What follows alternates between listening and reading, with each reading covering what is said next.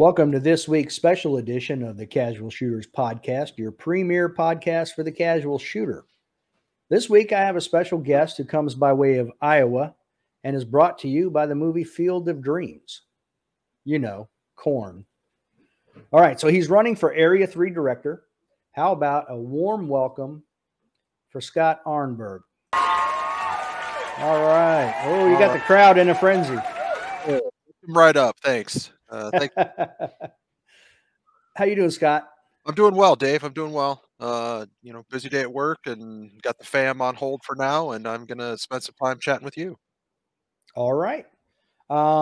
Typically I'd have you introduce yourself, but I'd be afraid you go over your bio. So we're going to leave it at that for now because we're going to go over your entire bio. So you'll be introduced over a good period of time. Okay. But we do have to hit the very most important 4 questions that we always ask.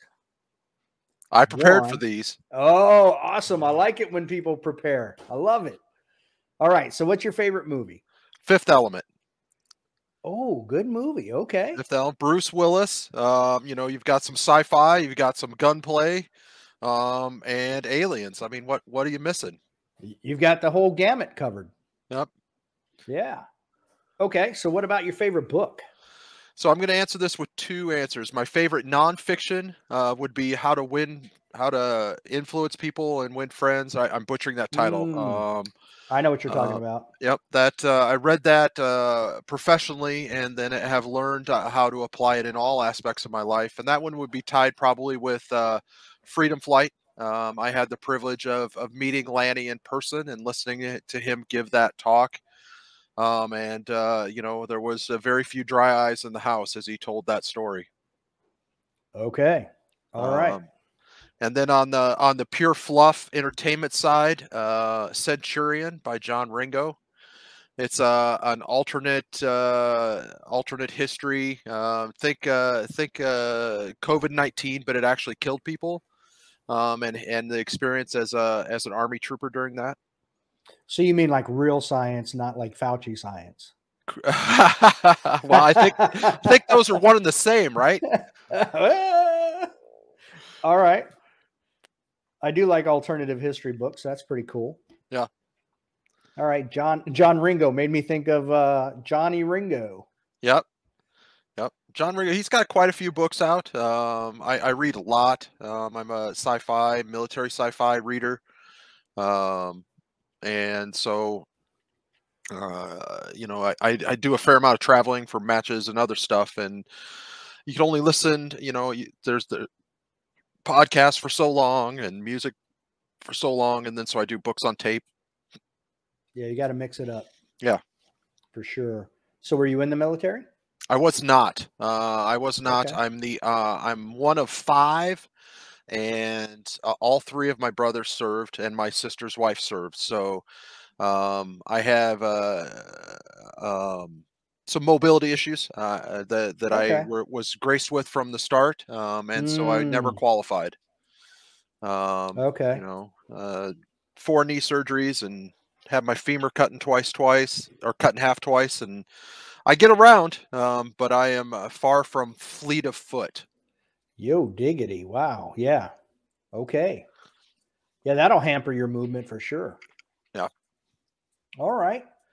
So, the Huggy Special. Who's your favorite superhero? It's got to be Iron Man, right? He's got it all. He's the Superman. He's the superhero, and he's rich and has the pretty girl. Yeah, I mean, you almost said it right. He's like the rich man Superman. Right. So, right.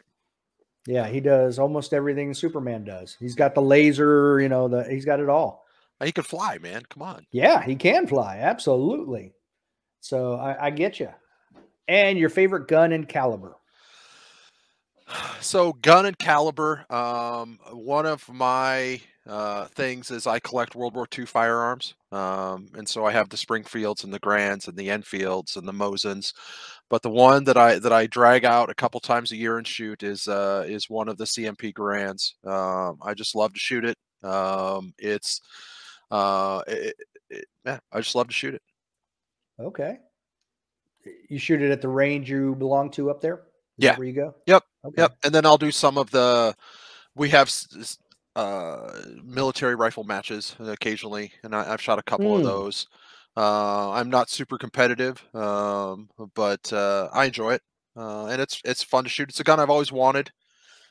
Big World War II buff. I think that comes with the age 50 in this generation, right? It's kind of a requirement. Almost, yeah. Yeah, That, and so that I've. that right there is me shooting an M14 service rifle at the 1,000-yard line here at Quantico. Oh, outstanding. Yeah. Outstanding. And But and I've followed through the books. I've read the books about Hathcock. I like, that's interesting. And actually read the what is it? Band of Brothers. I actually read the book by Ambrose. The show was great, but you got to read the book because there's a lot more there. Um, and then my winter hobby, because I live in Iowa, where 4 months of the year you don't want to go outside. Is I build and paint little tanks and play strategy ooh, games with them. you make dioramas too, or just No, no, pure. No, no. I never get that deep into the modeling. My modeling is just about, hey, this is an Abrams. Here are the rules for it, and it's some stuff is just made up, and some stuff is, hey, here's this battle. Here were the forces. Can you get the same outcome? eh, have you seen any of those the RC tanks? I have. I Man, have. those things are impressive. They are cool, and I've tried to limit myself in hobbies. I tend to be an all-in guy, so Uh-oh. I've got shooting, I've got my the games that I play, and then I try to not do anything else, because you run out of time, and then the stuff sits. Money. Yeah. Yeah. Well, Yeah, for I got sure. into like RC stuff. I got into it, and then my kids were, we adopted our kids, and then we were busy, and by the time I got back to it, nothing I had worked. A whole generation of radios had come and gone, and there was yet another Mm, one, and so it's just like, okay, yeah, I'm good here. My blue stuff will always be good. it's passing me by. Yep, I get Yep. you. All right. Now, normally I would ask a fifth question, but our fifth question is going to be everything about Area 3 and Sure. running for that. So Sure. that's where we're going to start. Now, some of these are my questions. I did reach out to some other people in USPSA, and I Good. was like, "Hey, I'm interviewing a guy for an area director candidacy. No names, no area, so there would be no bias or Okay. anything at all." And I got a bunch of questions back, so I've interspersed those in with the ones that I've come up with. Okay. Number one that I have though is when is the Area 3 election? So what I have been told, and I have not seen an official press release. I spoke with Sherwin at the match, and he said that they were thinking November would be when the ballots would go out, and then you go through the normal election cycle. If you don't have a clear majority as defined by the bylaws, then that goes to a runoff election. And so it could be that the elected Area 3 director really is not installed until January or February, maybe even March, just depending on how long it takes to get everything done. If there's a Okay, runoff election, but the right. first round of voting will be about Thanksgiving, is what I was told. And that will run until when? It's a month, just like it's the same process that they're doing right now with the The presidential president. runoff I'm election. sorry. Yeah, I meant like from there, how much time do you have until that term ends? Oh, so Sorry. Matt was just elected, and so I believe it's a 4-year term, and so it would be the Okay. remainder of his term, would be what this election is for. So you're looking at about three and a half, three to well, he got in what about late last year? Yeah, so I think about 3 years. Yeah, 2.5, 3 years. Okay. Yeah, All yep. right. Um, now I assume you've read and you're familiar with the bylaws, all that stuff. I have, I have. I've been Okay. involved with USPSA. I joined in 2005. Worked my way up RO, CRO, range master. Volunteered at Area 3. I did prize table for 3-4 years. Boy, that's a zero fun job, and everyone that does that needs an extra pat on the back. Getting an extra dollar in their paycheck. Yeah, yeah, exactly. So yeah, I'm pretty familiar with the bylaws. I serve on several nonprofits. Um, I saw that. We'll be getting into that yep. because I think it will relate, but I want to get your input on that, obviously. So, what is your interpretation then as to the job, responsibility, role of the Area 3 director? Well, I think there's two different answers to that. There's the answer that the bylaws define, and then there's what I feel the role is. And Okay. my feeling on the role is it's my job to support and enable the section coordinators and the club presidents to run quality matches. And that's done through that's one part of it. That's done being a resource to answer questions, getting out there and feet on the ground and helping and traveling around and shooting matches. Um, and then, being an advocate for the competitor at the board meetings. Okay. All right. That comes into play later too, because we'll have more Hmm. in-depth questions about that. Now, you were, for the audience, you were kind enough, you did supply a bio beforehand. Hmm. So, as you stated, running through your bio, 2004 was your first match ever, and that was IDPA. Yep. When I first started, I bought my first pistol in 2004. It was a SIG 220 because 45 was cool. I grew up in a hunting family in Iowa. It's rifled slugs and shotgun for deer, so we really Mm, didn't have a whole lot of rifles. And up until recently, through involvement with another organization in town that I'm sure you'll ask about. But anyway, it was illegal for a 16-year-old to possess or touch or use a pistol. 16 and under against the law in Iowa. So I didn't have a mm. lot of pistol experience. Fast forward, I got out of the house. I saw one, I wanted it, so I bought that. And the range I went to, there happened to be an IDPA match. And I tell you what, that first match, I got there and I was like, wow, this is way cooler than standing still and shooting holes in targets. We had a little bit of steel, we had a little bit of movement.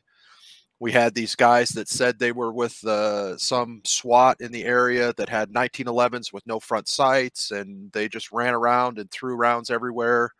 Um, and from there, I met a friend and another friend, and we got down to a range in Osceola that ran USPSA, and from there it was like, oh, this is way better. I don't, I ditched the vest and ended up switching over to an XD that Canyon Creek had worked over, and shot production for quite a while after that, and made M with that gun. Okay. I've owned a couple of XDs. I do like them. They're nice guns. Yeah, yeah. And Rich does such a good job. That was back when the big deal was to mill in the Bomar sight at the back of the slide. Now we're putting red dots on them. Yeah, take those Bomars off and replace them with red Yep. dots. Back when you could still get Bomars there, that's all gone too. Oh, wow. Interesting. Yep. That's actually what I have on that 1911 back there, or Hmm. Bomar. So yeah, like you said, 2005, you switched to USPSA. You're shooting a P220 in production. Now, you said you're currently classified in every division. Yeah, I'm classified in every division, and because I hit the master in production, everything's an A. Like all things, I was younger, I was training hard, I was shooting a lot, kind of peaked, hit that master, and then kids happened and job changes happened, and now I'm kind of re-engaging back into the sport. I'm shooting carry optics. It's always been my thing. I pick a division and I shoot it for the whole year. I don't play. I don't dabble in and out. I pick a division, I stick with it. I'll shoot it for the whole shooting year. Our shooting year here runs And when I say shooting year, that's the outdoor season. We have indoor matches, but our, the indoor matches do really well for what they do. But we don't have any super big indoor ranges. And so our shooting season runs from I start training in end of March, and we hold our sectional towards the end of the shooting season each year. This year it's at the end of September, and so I'll shoot that same gun all the way through. So right in between Carry Optics Nationals and the Big Four. Yeah, and actually we had to move our sectional this year because they scheduled over us. Traditionally, we are always the second weekend in September, and they drop Carry Optics Nationals on top of us. So we had to move. We had, it's the biggest, most popular division. I mean, Area 3, we had, 360 some shooters, and 130 of them were Carry Optics. Yeah, it's super popular. Yeah. Yeah, you wouldn't have that many people for your match. No. Everybody's at Nationals. Yeah. Especially with it being a standalone. I mean, you can handle 500 Carry Optic shooters, so right. It's a big percentage too. Yeah. So are you going to be at Nationals this year? I will not. I didn't make any plans to be at it. When I was making plans for that, Matt had been elected, and I didn't know that this opportunity existed. But I am looking forward. The lights at the end of the tunnel. I've got one of my two kids driving, and so my free time has suddenly opened up quite a bit. No longer am I, football practice and camp and work and jobs at 16 and 15, they don't want a lot to do with me right now. Of course. Yeah, they're at that age.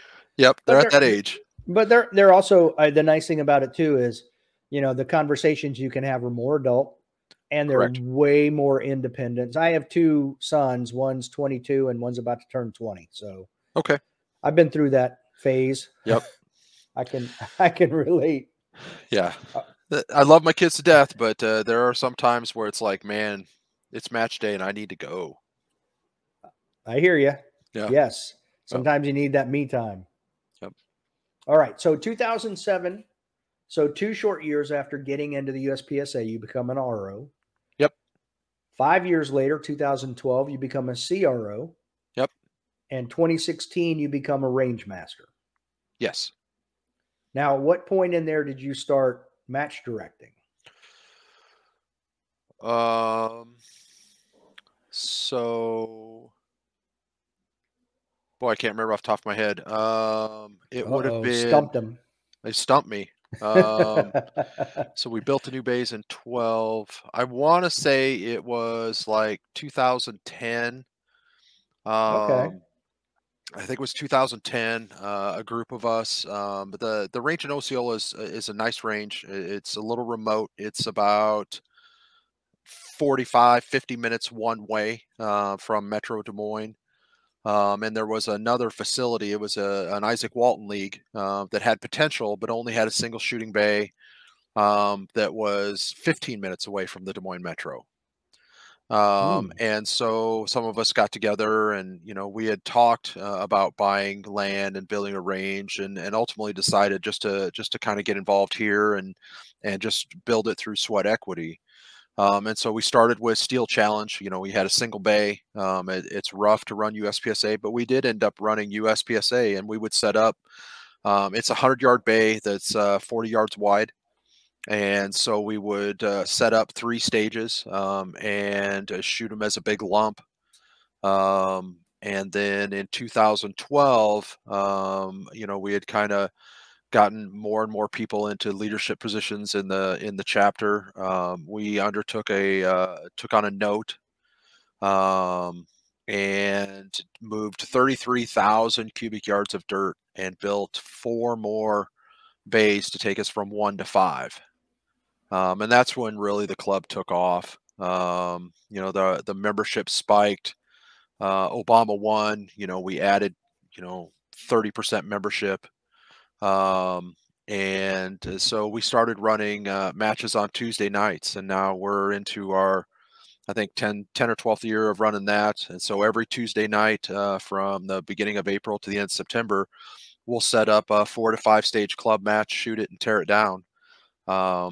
I hit the range about 3 o'clock. We're shooting by 5:30, and we're out of there by I think this week was 8. 7:30 we were done. And so the range master really came out of desire to learn more and understand more for the sectionals. Running the level 2 each year. The very first, I worked a couple sectionals down in Osceola. Scott, I'm going to stop you right there for a second. Sure. I want to keep going down that track, but I Okay. have some questions about some stuff you just said. So I don't want to get so far Okay. away that it's irrelevant. Okay. So I understand what Isaac Walton is. I'm a member of an Isaac Walton league here in Virginia. Yep. It's all about conservation. We have the same thing. We have 2 pistol bays, a rifle bay, and Yep. a shotgun bay. That's all we have. Yep. Now, I have specific questions because we had a guy who was the president at one time who was like, somebody was trying to become a member and was, for like months in a row, the new person trying to become a member would say, I hunt, I fish, I like to shoot. And finally, after about the 4th month in a row of somebody saying that, the guy was like, we're not a gun club. Yep. So my question to you is, there's a lot of turmoil, if you want to call it that, with the USPSA right now. Yeah. That's a nice way of putting it. Yeah. So like, I'm going to say you're going to be Dave Riddle for a day.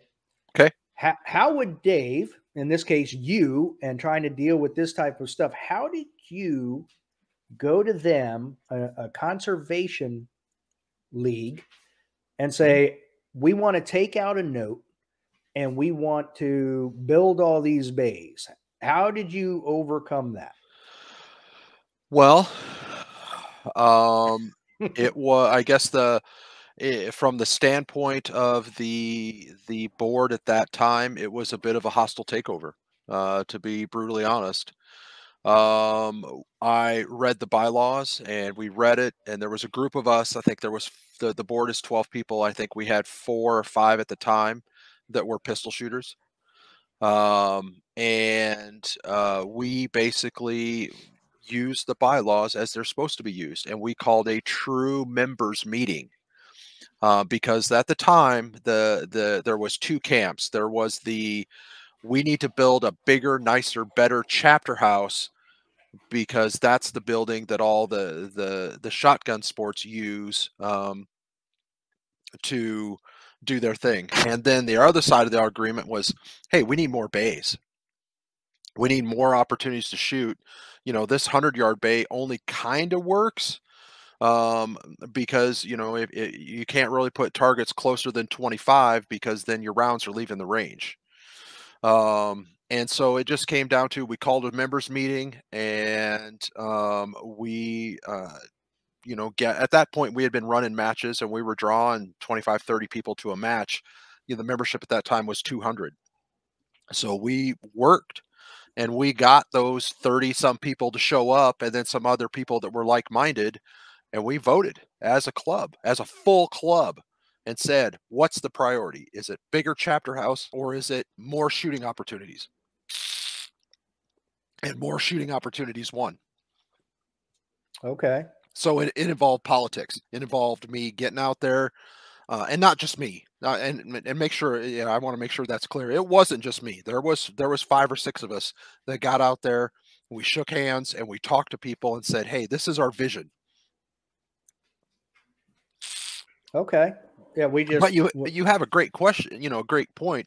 Isaac Walton League in its core is a conservation organization, and we are cognizant of that. And I attended several national conferences, and it was my experience that there are 3 types of Ikes. There's the ones where most of their revenue is driven through shooting sports. There's the one where they're a social club, like we have an Isaac Walton in Des Moines proper, so it's actually in town. They have no shooting opportunities. They have a bar, and they host. Their main revenue generator is they have a a full commercial kitchen and like a reception hall for weddings. So that's how they make most of their money, is they rent Okay. that place out and they do weddings. And then every Tuesday night they do a members dinner where you come in and for a few dollars you get a big meal and it's a big social event. And then the other one is the Pure Conservation Organization, where they may or may not have land.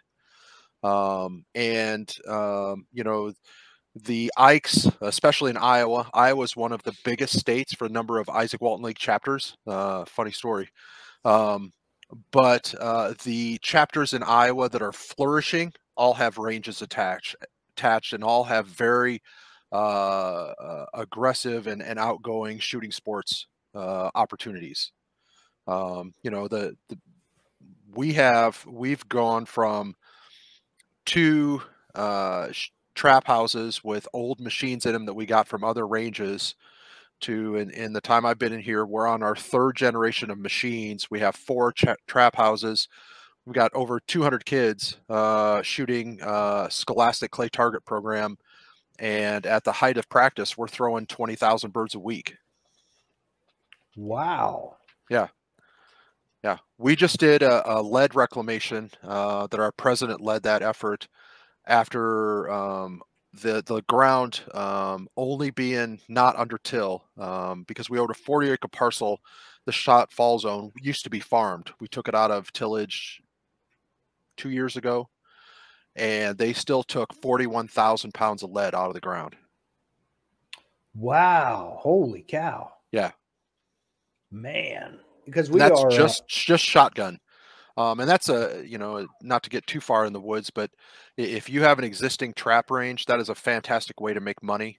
It costs the chapter nothing, and we got 30% of the profits.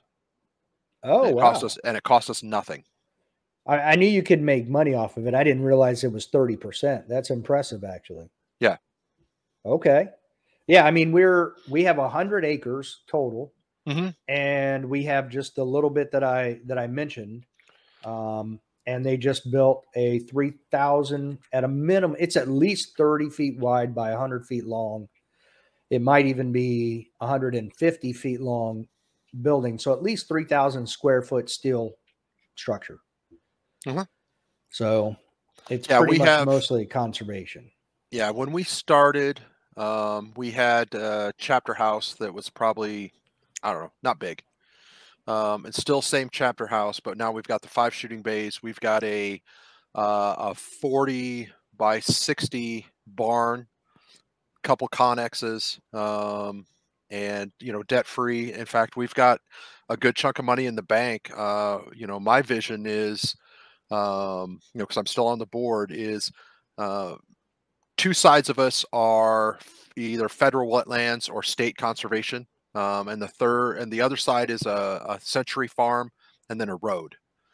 And so I would love to move trap to the north side of the road, and turn our trap fields into pistol bays. Okay. Because that's you know, we run what I think is probably one of the best level 2s in the area.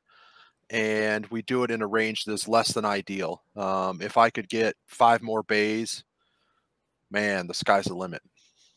So is that the Iowa sectional? Yep.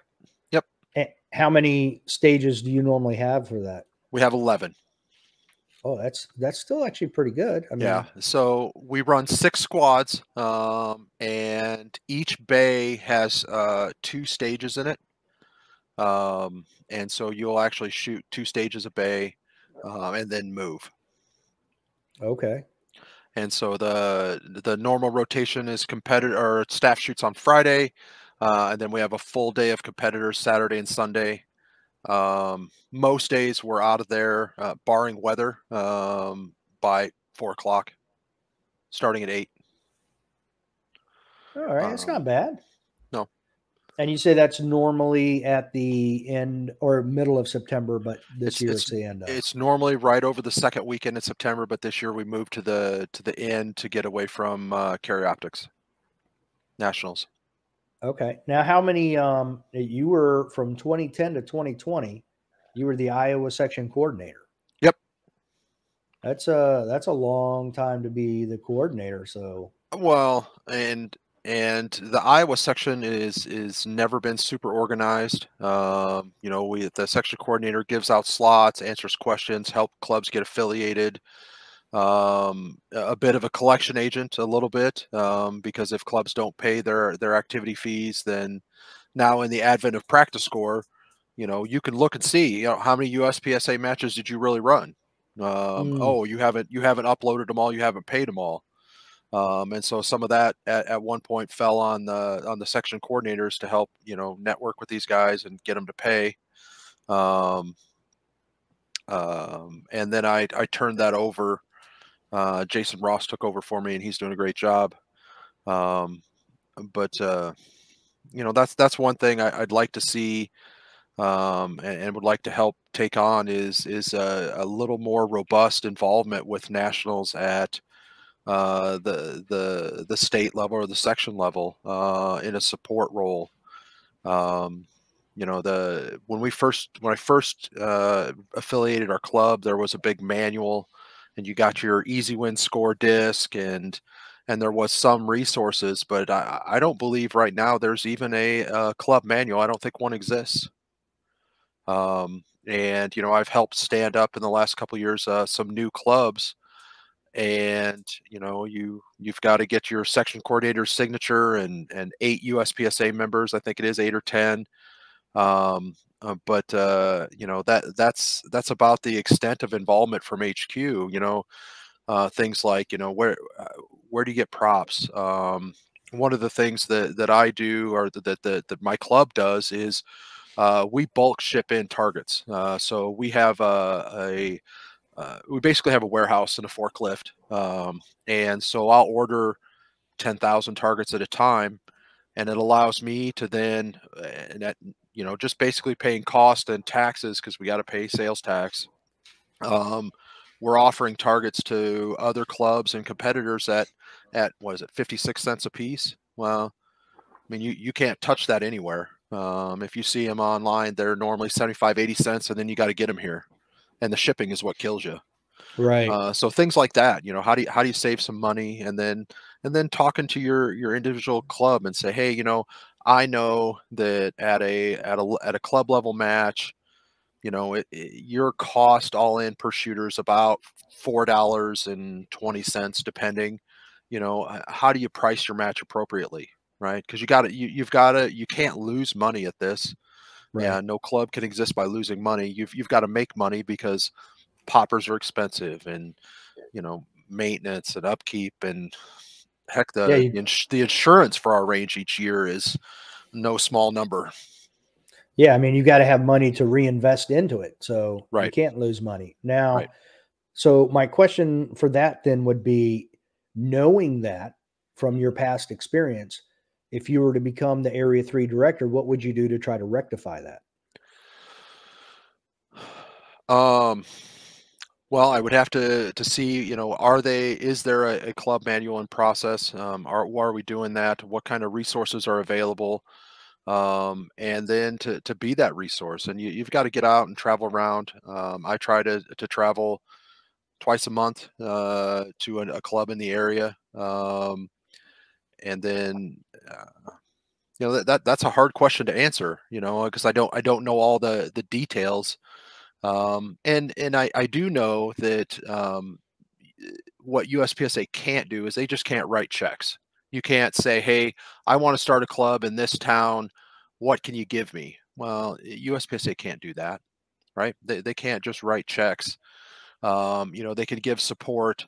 Um, I'd like to see a little more support on the, you know, I know I helped a club in Holstein this year, you know, answered a lot of questions on how do I get our free RO class, you know, and explain that process on, you know, hey, you've got to be affiliated club, you've got to run 4 matches with classifiers, and then you qualify for the free RO class. And then how do you do that? um, and stuff like you know, things like that are kind of hard to dig out of the USPSA website. That, you know, that information is there, but it's kind of buried.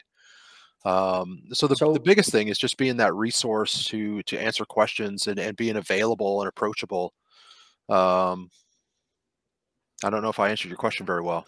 yeah, yeah, you did. I mean, as I get what I'm hearing is you want to investigate to see what other resources are available that people are unaware of Hmm.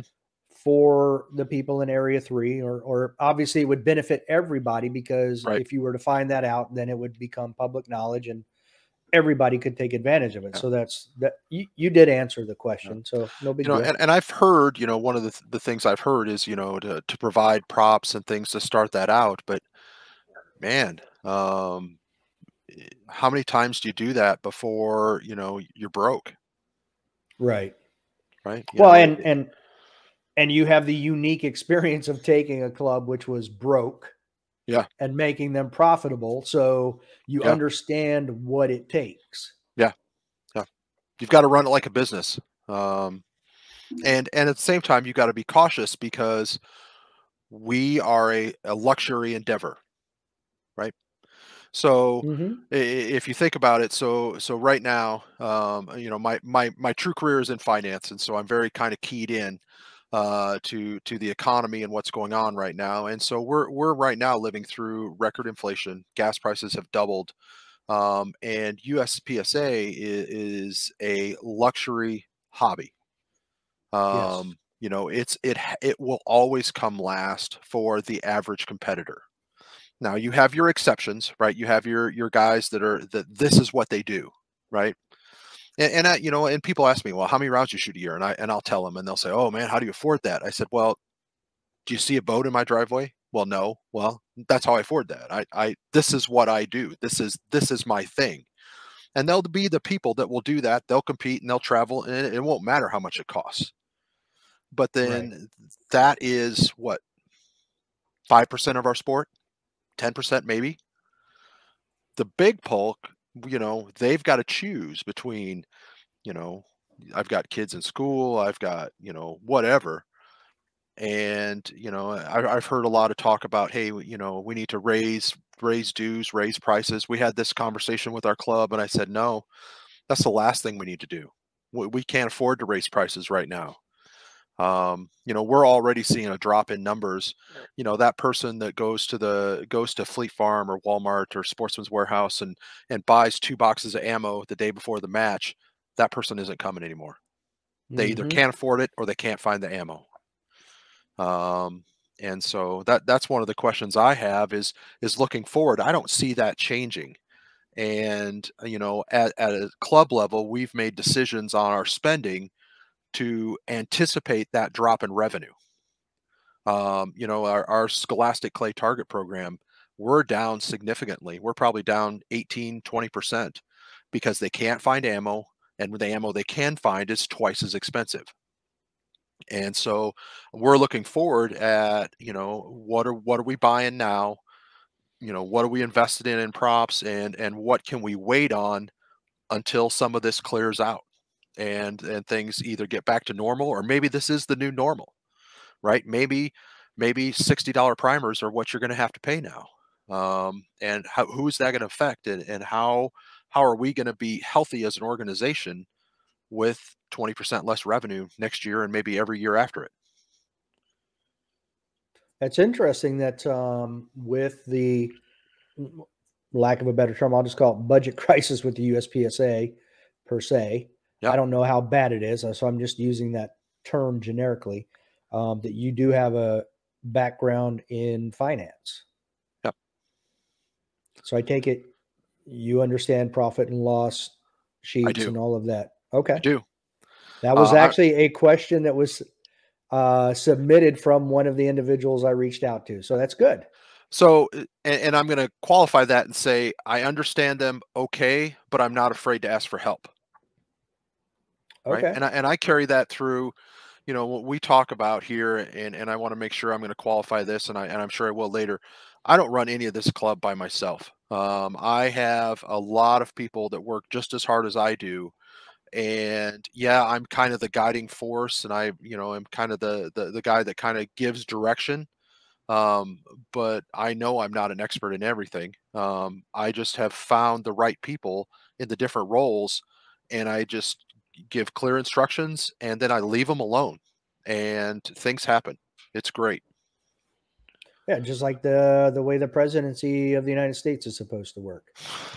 You don't have to. Well, my point is that you don't have to have all the answers. You just have to have good people around you that can help you with Exactly. the finding those answers, Yep. and that's how it's meant to work. Yeah. Yeah. So I get it. Um, so okay, let me back up for a minute. So you've also served as a staff for Area 3 championships and nationals. In what capacity have you served? So nationals, I've been an RO and a CRO. Um, and then at Area 3, I've done the website, I've done prize support, I've done staple up targets, I've been an RO, I've been, the guy that gets there, on Wednesday and asks them what needs done. Um, and that involvement has waxed and waned depending on my personal life. Um, I think that's right. That's where yeah, everybody is. Yeah. yeah.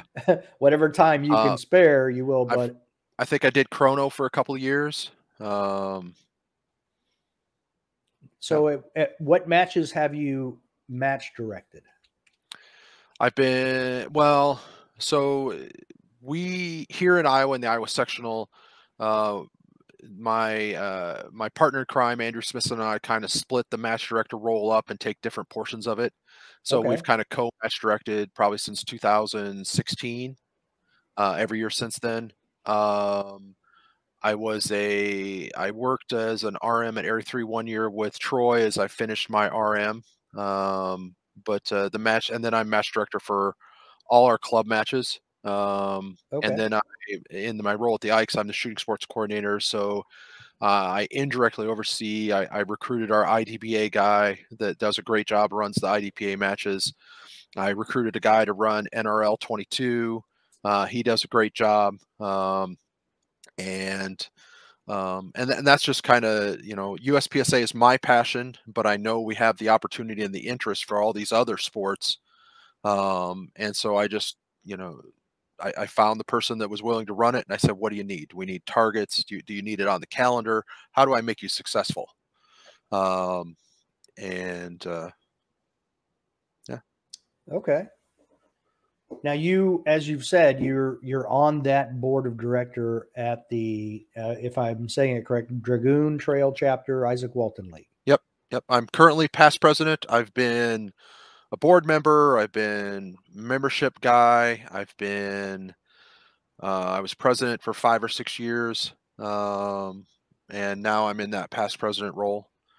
Um, And so I take it then the IWLA is a nonprofit organization. So I correct, take it you're very familiar then with the operation of a correct. nonprofit. Yep. And Okay. that's maybe one misconception. Just because you're a nonprofit doesn't mean you can't make profit. Correct. We make a profit. We see a P&L every month. We track every penny in, every penny out.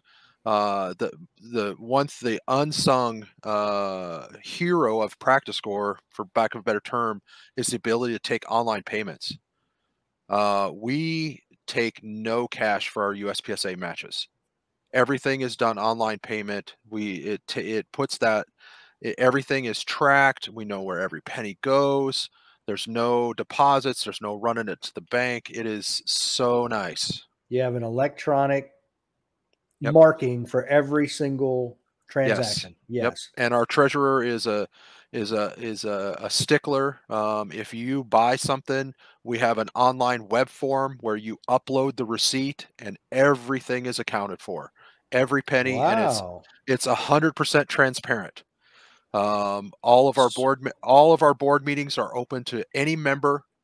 And if you want to see the books, in fact, we form an internal audit every year, and we specifically select 2 non-board members to sit on that committee. And they go through everything. They have carte blanche access to the QuickBooks. They get to see all the receipts. They get to see every check written, every cash deposit. Everything is laid bare. Wow. Okay. Yeah. And then the minutes and those reports are published to our website every month, or they're supposed to be. Okay, I don't do that, but they're supposed to be. They're there. If you come to the meeting, they're there, and they're distributed by email. So at any Oh, okay. request, you can get a copy of the P&L at any time. We know exactly where, and there's a little bit of competition, right? Did the shotgun sports make more money this year, or did the non-shotgun sports? Okay. Because I don't know what it is, but it always seems like there's, we're all together. We should all be together, but there's always that little bit of rivalry, I think. I think that's the American nature of the American spirit. So Yeah. everybody's always competing. Yeah.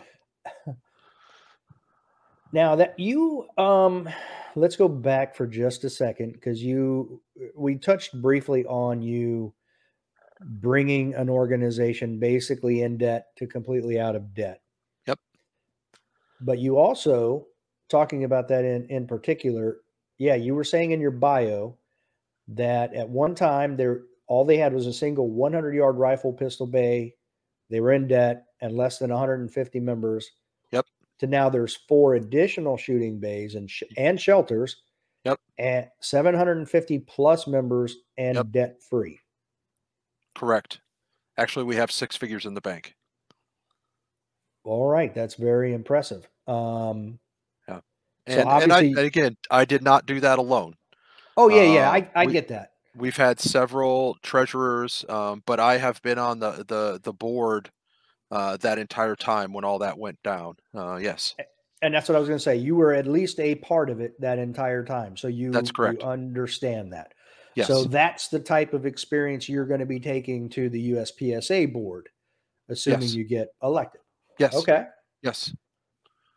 And like you said, in 2010, you guys affiliated with USPSA. So for 12 years now.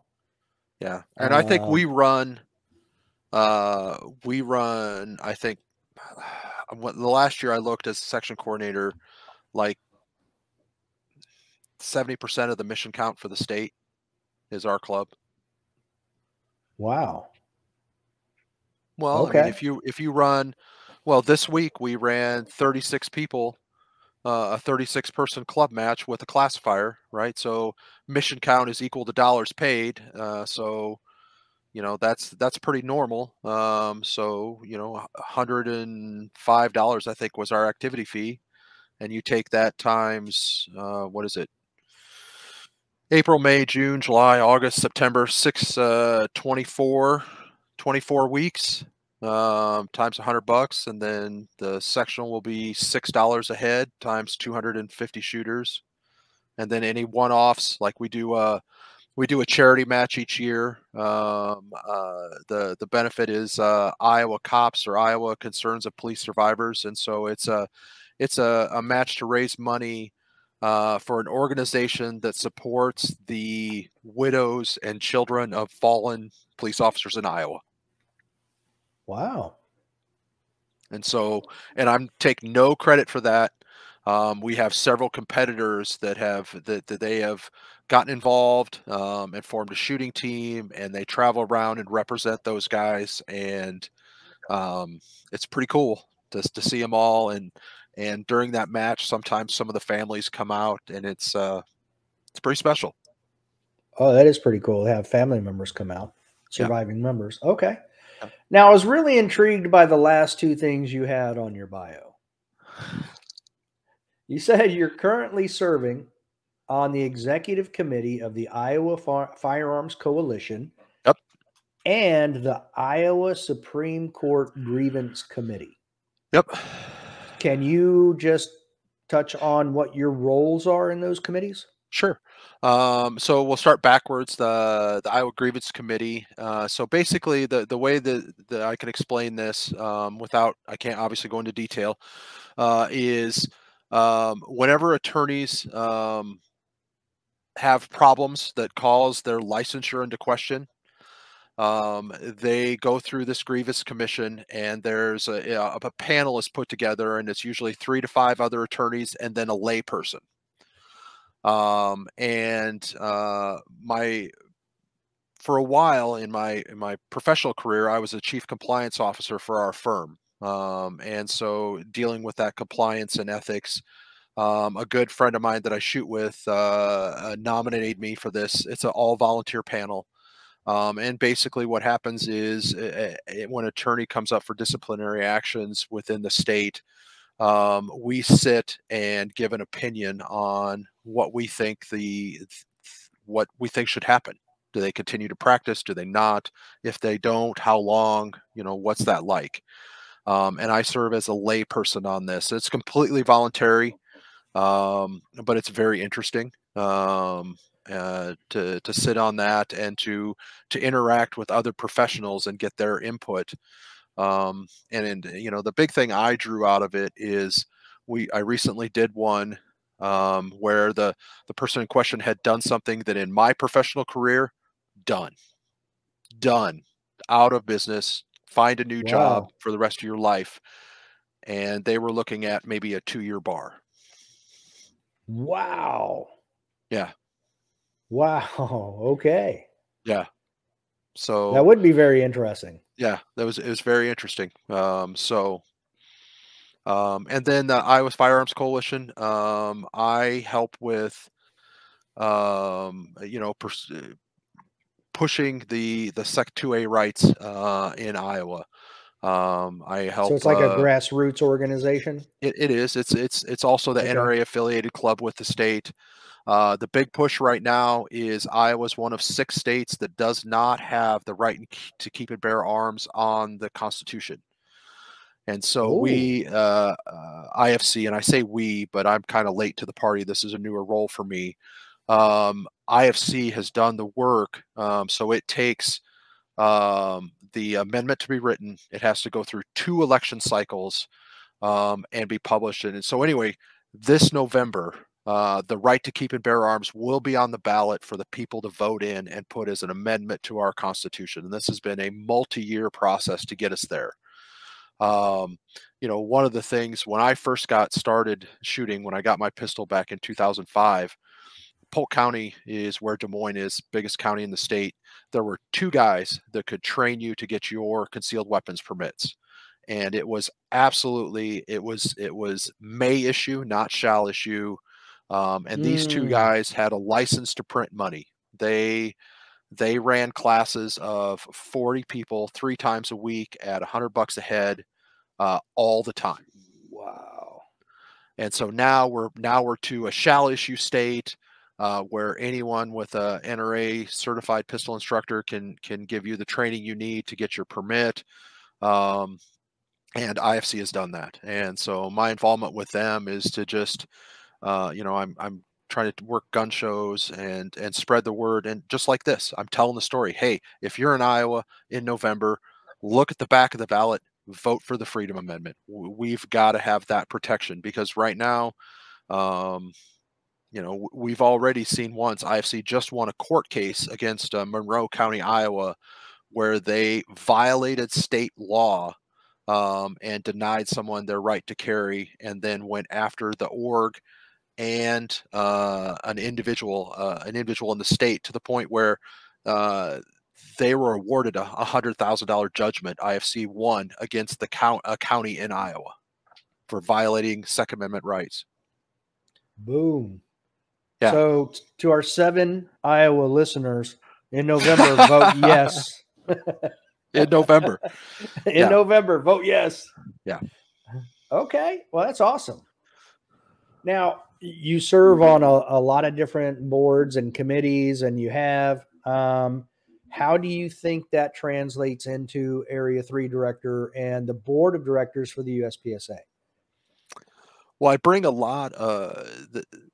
Working on boards is tough, right? You've got 10 to 12, especially in our sport, type A personalities, and that carries over to to the Ike's board and to the IFC's board, to be able to connect and work with these people, is a skill that I've practiced now for over a decade. At the same time, I've been able to be approachable. At our range, we have no staff. We self-police, which is code for if you're a volunteer here. There are times I have to leave our USPSA match and go over to the bays that aren't being used for the match and say, "Hey, what are you doing? Rounds are leaving the range. Come on, let's talk about this." And how do you do that without putting someone off? And it's the same way. How do you make the balancing act between, do we spend money on new trap machines, or do we buy that Texas Star that we've really wanted? You just got to figure out how to get in the middle. And ultimately, I'm pursuing this role as a way to better serve the membership as a whole. And I know that sounds hokey, but that's really what a board member does. Is when we run our sectional, we shut down the whole facility for 4 days. Man, we have to think about that. Because we've got 750 people that are paying $200 a year to be able to come shoot when they want to, and here we're telling them no. So we got to make sure it's worth it. And how do you sell that to your members?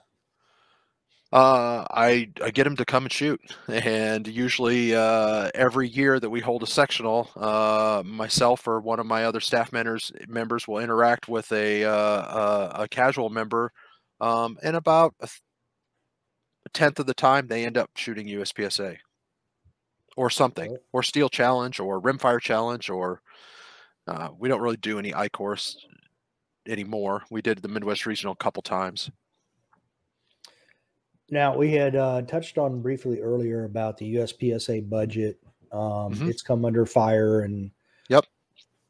What are your thoughts initially? And you don't have a lot of information, I'm sure. You'd like to see more information. But just off the top of your head, what are you thinking are some options going forward?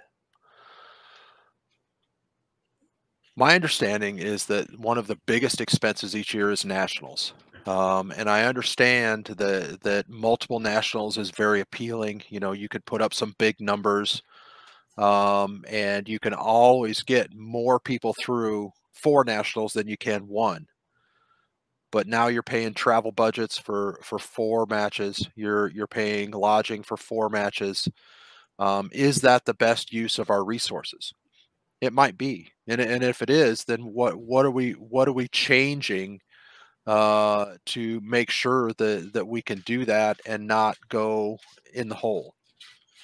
I honestly like the idea of a week-long nationals, pick your division and shoot it, but I know that's not a popular idea, right? Especially from some of the pro shooters, where if you're a GM level shooter, you're going to be pretty good with whatever gun you pick up, right? Because it's not yes, to a certain extent you can buy skill, but at that level you can't buy skill, right? There's no gun. You're going to be good with whatever gun you put in your hand. And so to say, hey, I can pick up a gun and shoot carry optics nationals and probably do in top 5. I could probably do the same thing in open. I can probably maybe do the same thing in limited. Now I'm getting 3 bites at the first crack of the prize table, and and more resume builders. But is that the best thing for the org? What does that top level shooter give back to the org? I don't know. I'm not sure either, but they are fun to watch shoot. They are fun to watch, and that's cool. And I tell you, one of the neatest guys to talk to is in 2012. I worked production nationals that Phil Strader ran down in Tulsa, and Eric Graffel happened to be staying in the same hotel as I did. And I got to have breakfast with him. I just kind of joined him. I maybe might impose myself, but it was really cool to talk to him and see how personable he is, and then to watch him on the range. And that guy is something else. He is a great representative of our sport. and a great shooter. That was, you know, I've told the story many times to other people. I said, you know, this was the last time I told it was when Michael Phelps had just won his 8 gold medals. I said, if you're a swimmer, the chance of you sharing the pool with Michael Phelps is about 0, right? Right. But I got to share the range with the best shooter in the world. And he took time to talk to me and tell me what he thought the differences and what it was like shooting an IPSC match compared to a USPSA match. And he probably spent 30 minutes with me. And I was nobody. I was just some RO. Did he say which he preferred? Well, I mean, we didn't talk about preference really, just talked about the difference. And he made the comments that, hey, there's really no strong hand weak hand here at this match, and there was no prone, and just not some of the pure shooting tests that he's used to seeing at a level 3 in IPSC. And some of that comes from the IPSC stage requirement, right? You have to have, and I always get this ratio wrong, like 3 short courses for every field 2 course. medium, There's one a long, ratio, right? and so when you mandate those short courses, you get more of that. You get more of that strong hand, weak hand, and other stuff. So that it's not the same thing from Right. stage to stage, right? And at this time was the height of Area 3, where well, that was nationals, and it was at Tulsa, but that was the era of Area 3 where the short course is 28 rounds and everything else is 32. Okay. Everything's high round count. Yeah. Go fast and high round count. Right. Yeah. Yeah, that guy is pretty amazing. And he I seems think to be he was very saying down to earth. he was shooting 200,000 rounds a year at the time. Holy cow. And he was sponsored by Armscore, was on his jersey along with, and he was shooting the Tanfos then. That's back when the Tanfos first hit production, 2012. Yeah. And now he's shooting the CZ. Wow. So yeah. You go where the sponsor is. Yeah. I don't blame him there. I mean, again, he can pick up any gun Correct. and beat 99% of the people. So right, and we see that. I mean, we just saw Nils do that. I mean, he finished Yeah. top 5 shooting minor. Second. Yeah, second crazy. shooting minor. Yeah. Yeah, crazy. Another super nice guy. It's borderline illegal. No, the biggest thing with USPSA and the budget is, are they forward thinking, and looking at a continued reduction in activity fees due to financial and economy, that are well beyond their control. Right? They have to anticipate and react. You're not, they're never going to be in a position to hand out ammo and say, come shoot the match. That's just not going to happen. Correct. All we can do. Go ahead. Oh, I was going to say, so what are your plans for Area 3 match? So, I mean, we're going to put on a good match. If it's up to me, I think Grand Island is a fantastic facility. It's kind of in the middle of nowhere, but Hornady, I can't speak highly enough. They roll out the red carpet,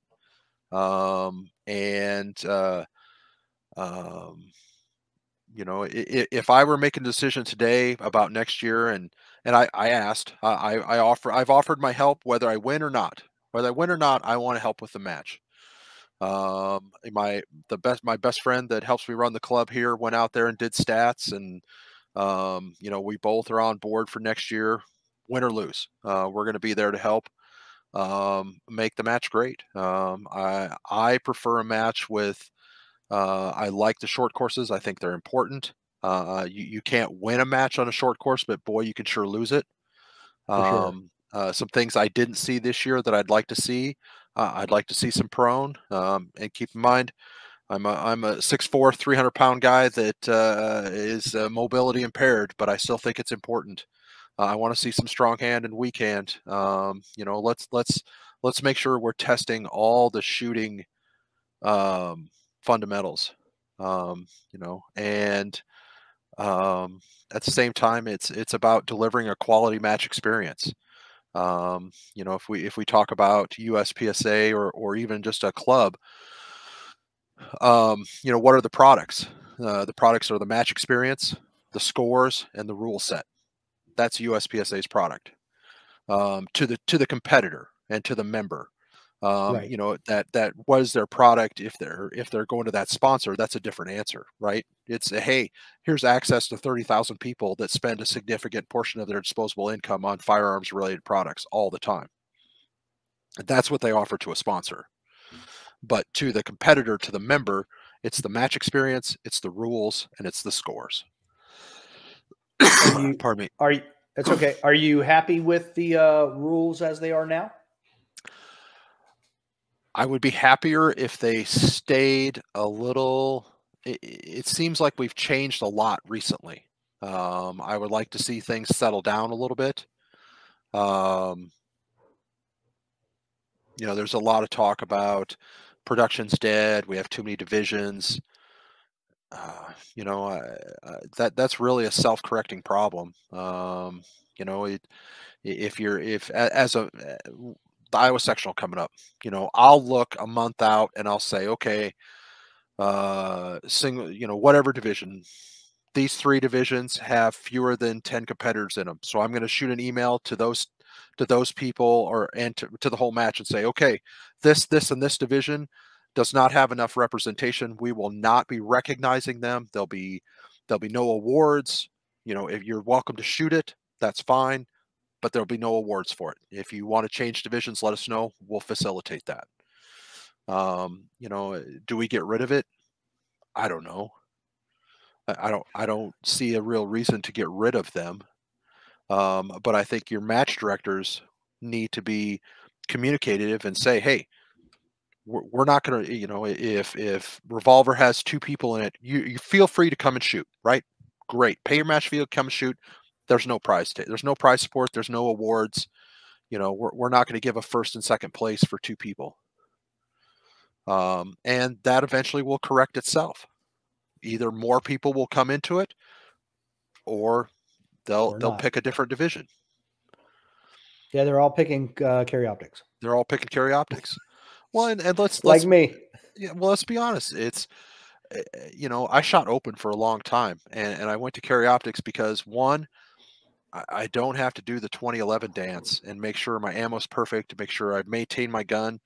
My carry optics gun, you know, I've cleaned it twice this season. The What open is gun. your carry optics gun? Right now I'm shooting M&P Core, the Gen 1, Okay. not the Gen 2. And I have a SIG Romeo 1 on the top of it. Okay. This is a mix and match. Yeah. Well, I run the Romeo 1 on my open guns, so I'm used to the shape of the glass, the window, everything. Yeah, and I had a pile of them.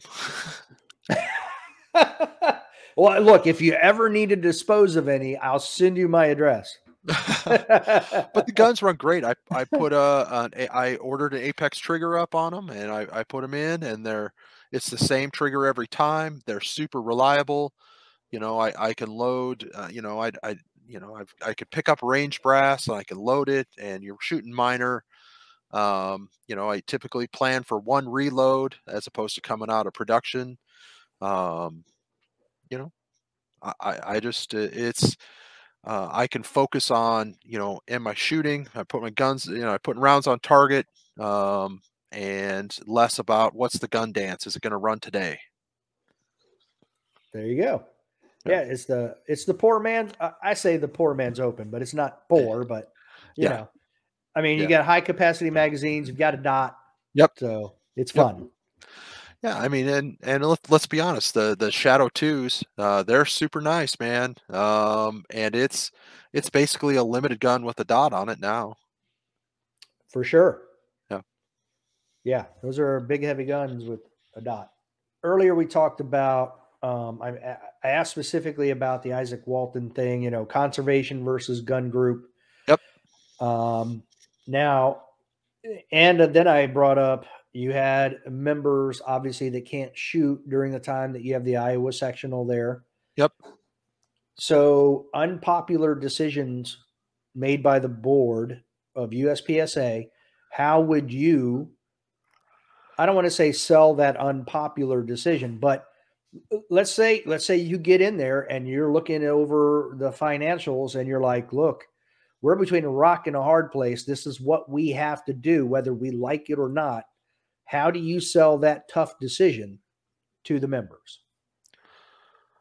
Well, I think it starts with transparency. If you're talking specifically finances, you just lay out the books and say, here it is, right? Here are the numbers. Here's where we're at. We could point fingers about how we got here, but at this point, we have to deal with where we're at. And we got to move forward. We got to have a plan to be forward and ultimately be a business next year and be a business the year after that and be a business 10 years from now. And the only way to do that is to make as good as you can financial decisions. And you've got to ask for help when you don't know. I am not a CPA. I can read balance sheets. I can read P&Ls. But at the same time, I know when I'm out of my depth, and I'm not afraid to ask for help and say, hey, help me understand this so that I can make a good decision, because I have been entrusted by the people. If I get voted in, I've been entrusted by the people that voted for me to represent their interest and make sure that they have some place to go next year, 5 years from now, 15 years from now. I like it. And let's talk about the next 800-pound gorilla. Well, let's talk about the bands, right? That's what everybody wants to, the day I announced my candidacy, one of my friends got on there and asked me a really hard question, and I have done a lot of soul searching and talking to figure out where am I going to be on this. And they've banned some people, and that's a huge step. And it's pretty similar to where we have with the Ikes, right? We can say, hey, don't do that.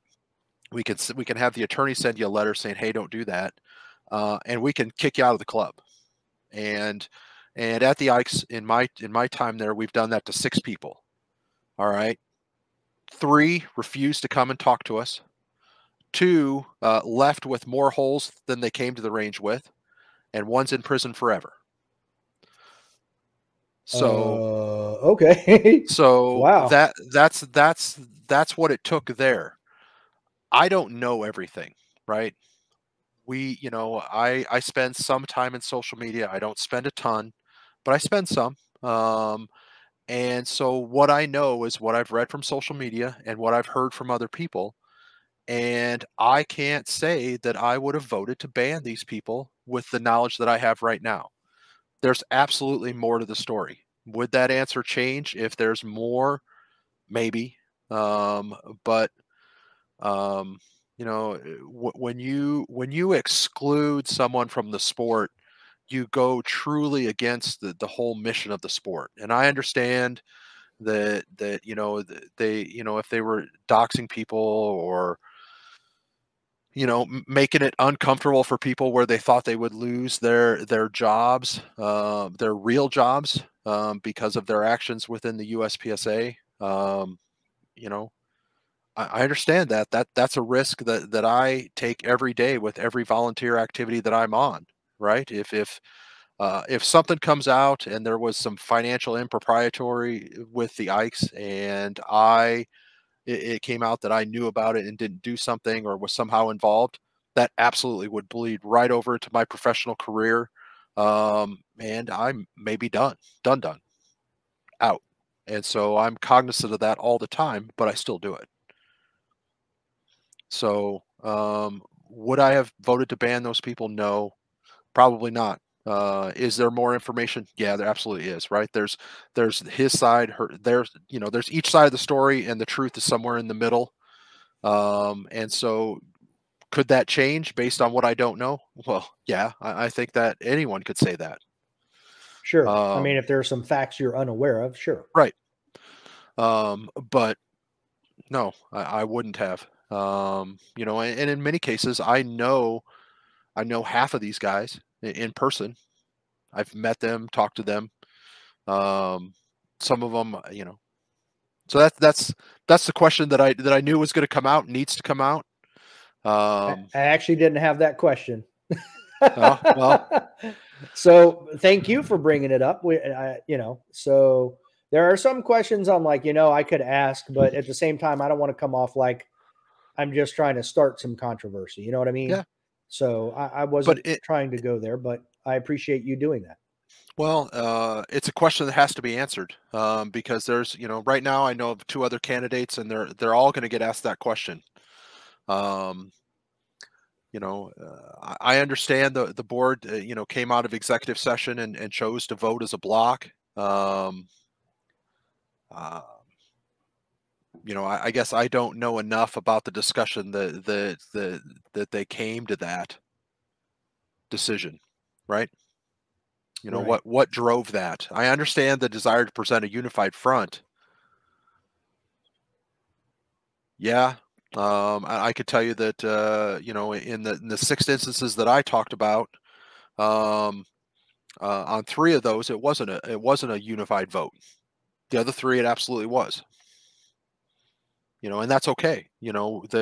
As a board, when I was president, I tried to always make sure that every board member felt like they had a vote and that everyone was on an equal footing. And if you ever get on, I don't care what kind of leadership it is, whether it's 4 board members or 12 or 20, if you ever get to the point where someone on that committee or on that board doesn't feel like their voice carries the same weight as anyone else's, then that board is diminished. And it will never be as effective as if they are all together and at the same level, or at least feel that they're at the same level. Right. Right. There's Everyone's nine going to be of different. Some people are going to be more eloquent. Some people are going to be better spoken. And some people are going to be more knowledgeable. But they all have to have equal weight votes, and they all have the right to be there and to have their opinion matter. Yeah, everybody has 1/9 of a vote. Correct. Yeah, so I agree with that, and I think too that some people, I don't think they think about it enough beforehand, but once you're in that position, you're elevated up to where not like you're better than anybody. However, you're more in the spotlight.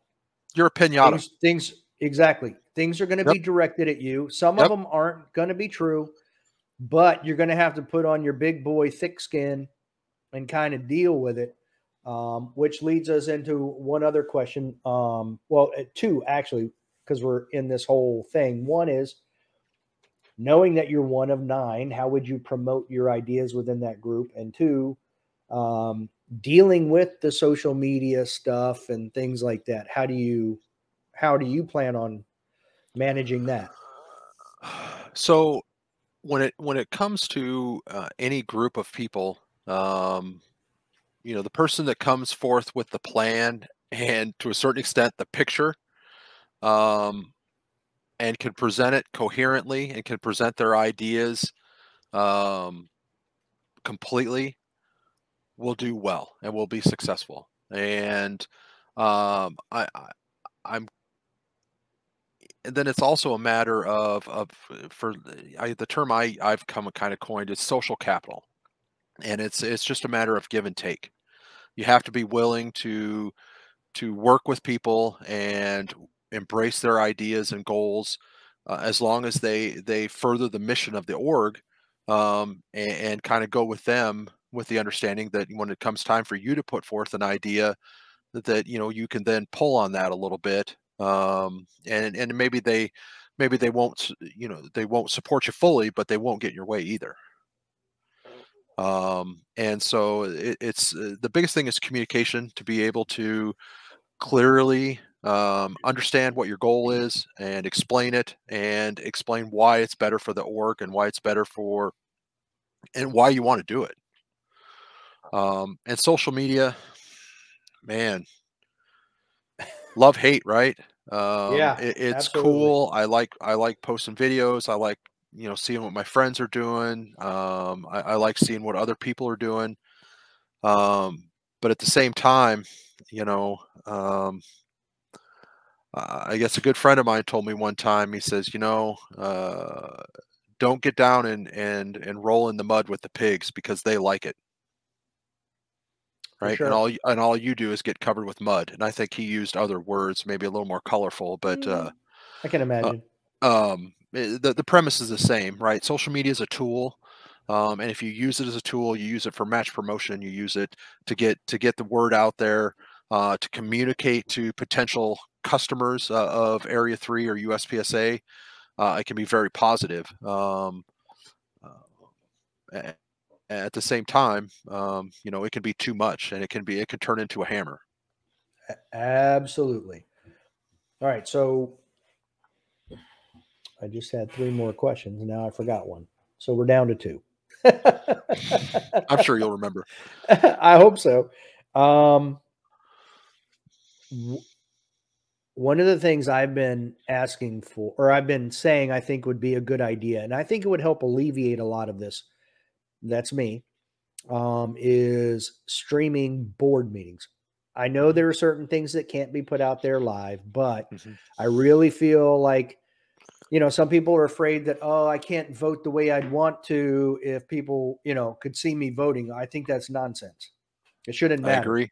I agree. Um, I think watching the board members debate and see where people are at and hearing the discussion, I think that goes a long way in squelching a lot of this. But what are your thoughts?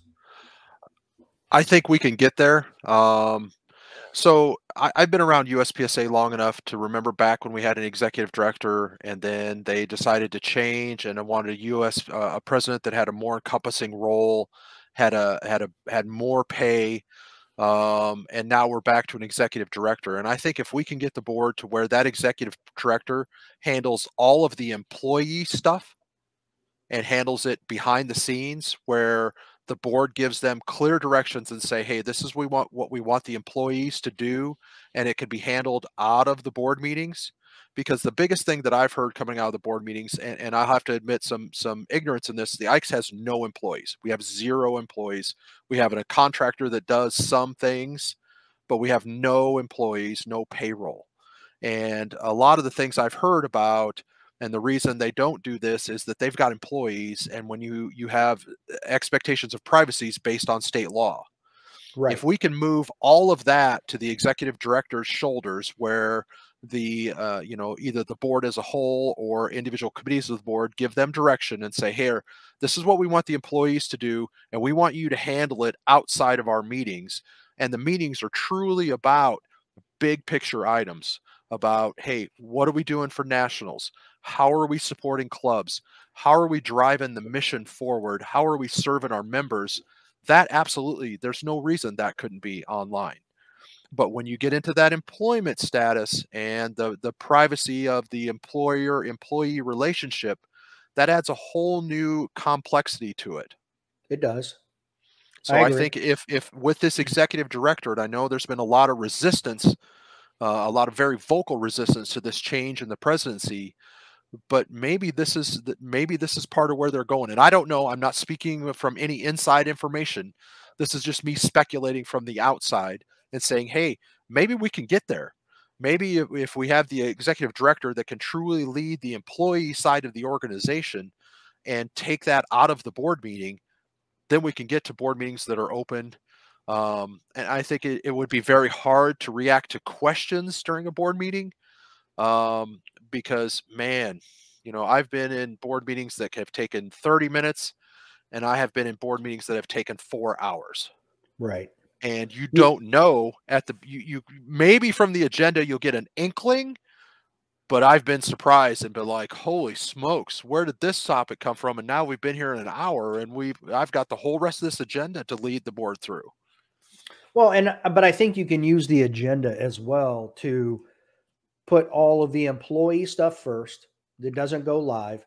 Yep. And as soon as you hit the end of that employee employer relation stuff, you can turn the Right. cameras on, and And then the rest is go. And you don't have to answer questions from the members, right. but at But we least they can should. just sit, and if you can, but maybe not every time, because that could very well extend those for hours. But I think Yeah. just having the ability, the opportunity, and knowing that I could turn it on and watch at any time just to see what I mean, it's no different than I'm a firefighter paramedic for a local county. We're the second largest fire department in the state of Virginia. Okay. And every time there is a board of county supervisor meeting, it is streamed live for on a special channel on the cable network, so everybody in the county can watch. Yep. You're not asking questions, but you're hearing every single debate of every single topic. You can see how your guy voted, or you know, whether he's for something or against something. That's all I'm saying. Yeah. I have, you know, and I say this knowing that you know, my friends that are on the Ikes board are going to call out and say, "Hey, you've never advocated for that at the Ikes," and they're right. I've never have. But at the same time, you know, we don't have any members that are more than a 20-minute drive away, and the board meetings are open and in person. You know, USPSA, you know, you've got what, 10 hours one way, you know, depending. You know, it's just not feasible for in-person meetings. Yes, they do them at nationals, but they're very, very sparsely attended. What, 40, 50 people maybe, and those are high attendance ones. Right. Yeah. No, I as a AD, I would be definitely open to that. But you know, still cognizant of the fact that especially that employer has to be held away. And then other things like contract negotiations with different ranges as we're planning for nationals or other events. You know, some of that you don't necessarily want open, even though it should be public record at some point. Right. Maybe not during the negotiations, but after. Right. You know, we have to, you know, you got to file the 990, you know, all that stuff is public. You know, it's amazing what you can learn from 990s as you troll through them and read them. So my last question is this. Las Vegas calls up Scott Arnburg. Says, Scott, this is the most heavily contested Carry Optics Nationals in the history of the world. Who was your early odds-on favorite to win Carry Optics Nationals 2022? This might be the most pointed question of the entire podcast. I think it's going to be a race between Max or JJ. Okay. I watched Max shoot Area 3, and man, the dude's a machine. But JJ has that kind of that ability to if he gets you know, he's good all the time, but occasionally he's really good. And if he can line one of those up, look out. Max is super consistent. So I think it's an even or. If I had to pick one, I guess I'm going to pick Max. Okay. So far, most people have chosen Max. So we shall see here in about, 3 weeks? Yep. So it'll be interesting. Yeah, it will be. I'm kind of bummed that I'm not able to be out there. But yeah, it's we just started. School started for my kids yesterday, and it's now 5 days a week football practice, 6 days a week football practice, and daughter has a job, and you know, I'm looking forward to being the dad in the bleachers. Oh, okay. Yeah. That'll be cool. Yeah. Yep. He's a freshman in high school this year. And he's 6'3", 180, and works out every day. So it's going to be fun to watch him. And what position are we talking? They've moved him from running back to tight end because he had he gained about 4 inches this year. So he's going to be playing tight end and defensive linebacker. Yep. Oh, linebacker. Okay. Yep. And so that's awesome. Big school. You know, I was at practice yesterday, and they had 2 offenses, 2 defenses, and kids on the sidelines for 9th grade only. Holy cow, that's huge. Yeah. Yeah. So freshman team has 2 offenses, 2 defenses, and leftovers. Dag nabbit. How many kids are in that school? What's the population of that school? I have no idea. It's a new school for him this year. But it's going to be a cool year for him. He's super excited. We've done basketball camps and football camps and gym and all kinds of stuff all summer. It's kind of cool to watch him progress. 2 years ago, I was a little worried about him. He played a lot of Fortnite and a lot of other games online, and now he's just the opposite. His computer will go days without being turned on. And well, but you know what that means? If you need help streaming your stuff, he can help you. Oh, that's probably true. That's probably true. Yeah. He does. I'm sure after football, the basketball coach is going to be looking for him. The track coach is going to be looking for him. I already signed him up for football, basketball, and baseball. So. Oh, okay. Yeah, baseball. This will be the first year for baseball. He's never played before. Never showed any interest. Oh, interesting. So it all depends on his grades. The grades got to be there. The school holds them to, I think, a B average. Wow. Okay. Yeah. That's good, though. Yeah, that is good. That is good. Well, Scott, that's all I have. Is there anything more that you wanted to touch on, or? No, Dave. I appreciate the opportunity to be on the podcast and help me get the word out there. I look forward to the opportunity of being able to work with the members of Area 3. Like I said, I want to be involved with the match. I have the ability to be involved with the match again more. And win or lose, I want to be involved with the match. I'm never going to be a Max Michelle, but man, I can deliver a quality match experience. Well, that's awesome. That's good that to you it's not personal. It's just, if you can, you will. If not, if they choose someone else, okay. Yeah, life's too short to be angry. It's just if they pick me, great. If not, that's cool too. There'll be another election in 3 years.